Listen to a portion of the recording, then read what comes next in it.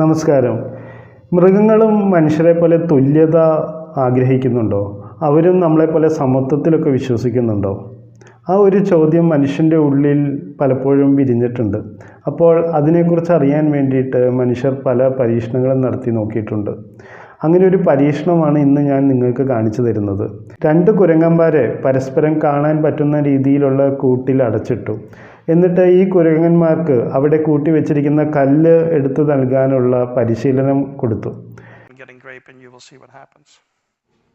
So she gives a rock to us, that's the task. And we give her a piece of cucumber and she eats it. The other one needs to give a rock to us. And that's what she does. And she gets a grape. And she eats it. The other one sees that. She gives a rock to us now, gets again cucumber.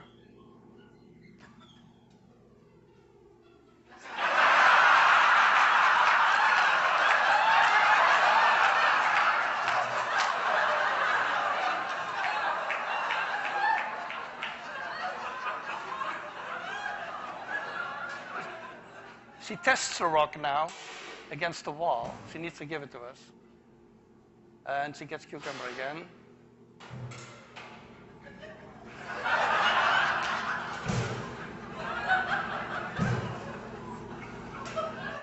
ഓരോ കല്ലും എടുത്ത് ഗവേഷകൻ്റെ കയ്യിൽ കൊടുക്കുമ്പോൾ അതിന് പകരമായിട്ട് ഭക്ഷണം കൊടുക്കും.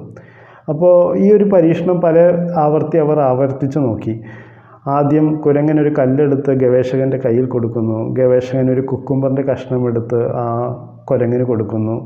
അപ്പോൾ 2 കുരങ്ങന്മാർക്കും ഈക്വലായിട്ട് കുക്കുംബറായിരുന്നു കൊടുത്തുകൊണ്ടിരുന്നത് ആദ്യമൊക്കെ. കുറച്ച് കഴിഞ്ഞപ്പോൾ ഗവേഷകർ ഈ പരീക്ഷണം മറ്റൊരു തരത്തിൽ ചെയ്തു നോക്കി. അതായത് ഈ ഒരു കുരങ്ങന് കല്ലെടുത്ത് തരുന്നതിന് പകരമായി മുന്തിരി കൊടുത്തു. മറ്റേ കുരങ്ങന് കല്ലെടുത്ത് തന്നപ്പോൾ വീണ്ടും കുക്കുംബർ തന്നെയാണ് കൊടുത്തത്. അപ്പോൾ ആ കുരങ്ങൻ്റെ മുഖഭാവം ഒന്ന് ശ്രദ്ധിച്ചു നോക്കിയോ? അവൻ ആ കുക്കുംബറിലോട്ട് ദേഷ്യത്തോടെ നോക്കിയിട്ട് വലിച്ചെറിയുകയാണ് ചെയ്യുന്നത്. അതായത് അവൻ ഈ തവണ മറ്റേ കുരങ്ങിന് മുന്തിരി കൊടുത്തതുകൊണ്ട് ഈ ഒരു കുരങ്ങിന് മുന്തിരി എക്സ്പെക്റ്റ് ചെയ്യുന്നുണ്ടായിരുന്നു.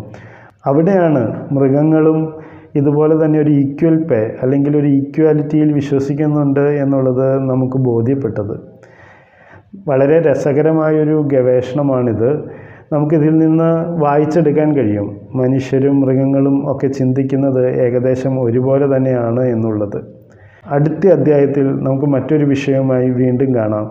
Thank you.